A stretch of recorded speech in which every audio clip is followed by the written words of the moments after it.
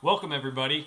The NFL regular season is over, which means it's time to look forward to the NFL offseason. That includes mock drafts, and today we're going to do the Las Vegas Raiders 2023 NFL mock draft.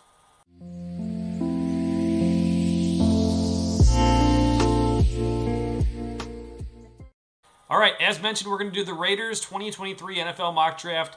They have a lot of changing parts, we'll say, for next season. We have Josh McDaniels returning as head coach. Derek Carr likely not going to be there. Josh Jacobs, free agent. We'll have to see what they do with him.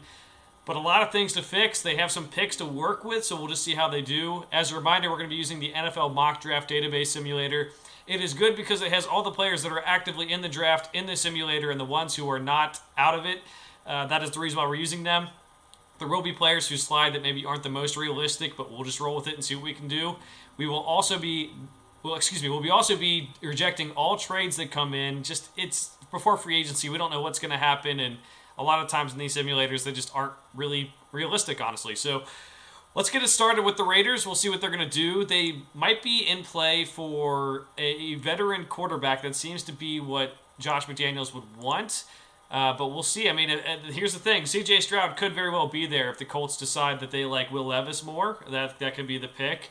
And Bryce Young's already off the board. If this happens, I think you got to go C.J. Stroud. We'll see if Josh McDaniels does make a play in free agency. But since we don't know that yet, we'll get C.J. Stroud to kind of move things forward for the future for the Raiders. And now we'll go to pick 38. This is a team that has a lot of needs. Interior offensive line. They got some defensive needs as well. There's going to be a lot of value here, I think. So let's just look at the board. We have Drew Sanders, a linebacker, versatile guy from Arkansas, can kind of rush the passer, also just be a solid linebacker. Emmanuel Forbes would probably be my pick.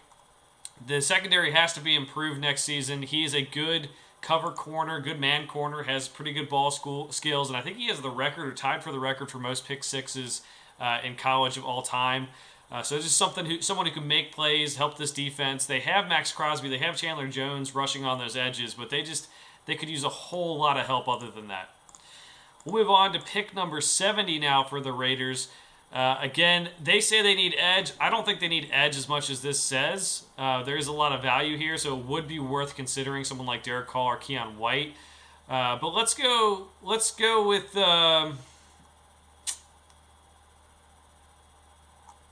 Let's go for value. I guess let's go for the value. Let's go for Derek Carr, the edge rusher out of Auburn. He's got these long arms. I think he could be a very good athletic pass rusher. I guess maybe you move people inside on pass rushing downs to make this work, or maybe you just don't bring back. You bring back Max Crosby. Obviously, maybe you find a way to trade Chandler Jones. I don't know. That's just something I'll have to figure out. Looks like there's a lot of corners on the board. Safety, Jammie Robinson is a pretty good player. Hendon Hooker would not be the pick if C.J. Stroud's already there. Let's go with Jammie Robinson, the safety out of Florida State. I think he's a pretty good player, and as mentioned, the Raiders need help all over this defense. So I really don't think any question is out of the question here. Again, we're going to reject all these trades as they come up as we move on to pick number 143. This is a weird one. We need to get some offensive line help, specifically on the interior. I don't know if Tyler Steen would be the pick. They got Devontae Adams. They got Hunter Renfrow at wide receiver. They could get another one. Parker Washington made some highlight plays at Penn State, so it wouldn't be that bad. Could help on the interior defensive line with Mike Morris. A.T. Perry's a pretty good player, a bigger receiver on the outside. That's a guy they could target. I think at this rate, let's go Mike Morris up that interior of the defensive line. Pretty good season for Michigan this year. We'll see if he can kind of help out there. And now you still have a lot of the players available back. And let's go Deuce Vaughn here. He's a smaller running back, but this is just insurance. Josh Jacobs does not come back. And even if he does, this is a dynamic playmaker who can catch passes out of the backfield. He can make people miss in the open field. Worst case scenario, he's your starter next year. That's probably not the best for Deuce Vaughn or probably your football team if Josh Jacobs is not back. Best case scenario, he is your third down back to start. You see what he kind of gives you. He's kind of in that Darren Sproles or Austin Eckler mold of being a pass-catching receiver, but can kind of help you out. All right, let's go on to the next pick here, and I think let's go with Raheem Jarrett, the wide receiver out of Maryland. Again, You got Devontae Adams. You got Hunter Renfrow. Let's try to get another wide receiver to pair with those guys. You have a young quarterback in C.J. Stroud. You want to get him some help as well. Hopefully Darren Waller can return as well, and that would make a pretty good offense. They would definitely need to find a way to improve offensive line. And we'll do that here. We'll get, let's go Anthony Bradford. I think the tackles are okay for the Raiders, but the interior offensive line needs to improve. Bradford, who knows what the late round pick will turn into anything, but you can find value in offensive linemen later in the draft. That's something Jimmy Johnson always preached with his old Cowboys team. So give it a shot, at least have some depth, and hopefully fix it in free agency if you can.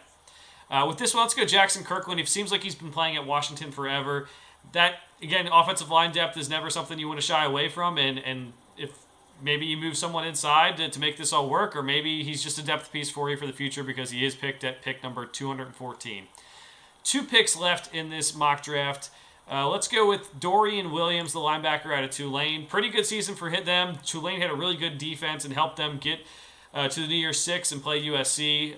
They're a very good team this year. I think Dorian Williams could shoot up some draft boards as more people get a chance to watch his tape. We'll just have to see about that moving forward. And with the last pick, a lot of options here. Let's go Tyler Lacey, the defensive lineman out of Oklahoma State. He had a pretty good year in 2021, I believe, and it didn't pan out this year for him. But still a really good player, and maybe could possibly challenge for a roster spot. I mean, at the end of the day, at the end of the draft, you're looking for guys who can make the roster, maybe provide depth. And if they do better than that, great. If they don't, it's kind of that's how it goes the late ends of the draft. So let's recap this mock draft. Bryce Young, Will Levis were off the board. That enables the Raiders to take C.J. Stroud. Yes, they'll be in the market for a free agent quarterback, but I think you can take C.J. Stroud because we don't know if they're going to get one of those free agent quarterbacks in this scenario. Second round, Emmanuel Forbes. Good cover corner, man cover corner, good at getting pick sixes. He's got the ball skills.